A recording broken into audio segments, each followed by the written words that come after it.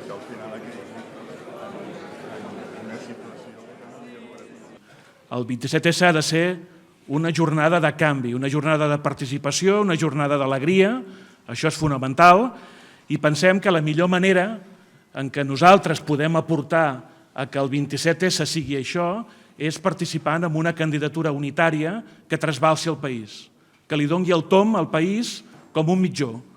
Una candidatura unitària que, evidentment, ha d'estar formada per forces polítiques d'esquerres, però que, sobretot, ha de ser una candidatura ciutadana, una candidatura que connecti amb la societat civil catalana i amb tota aquella gent que s'ha mobilitzat aquests anys, que somia una altra Catalunya, que vol una altra Catalunya i que està disposada a donar un pas endavant, que creu que els partits són instruments, no són fins en si mateix. Algú creu que és possible que hi hagi democràcia sense sobirania? O sigui, que parlem de democràcia, però segons quines coses no es poden decidir. Doncs no. Si hi ha democràcia, hi ha d'haver sobirania. I, per tant, la sobirania no pot tenir límits en aquest punt de vista. Però també pregunto, és possible que algú cregui que pot haver sobirania i que no cal que hi hagi justícia social? Doncs si no hi ha justícia social, la sobirania no serveix per res.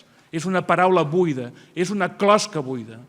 Per tant, avui, la democràcia, la sobirania i la justícia social han de ser la mateixa cosa. Amb això ens hem de posar d'acord. Que les tres coses formin part d'un projecte de canvi.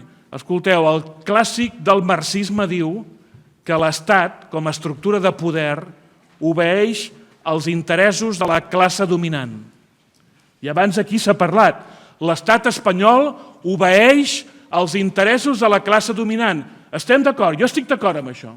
Companys, l'Estat català també obeirà als interessos de la classe dominant i, per tant, el procés català no és un híbrid, no és un angelet.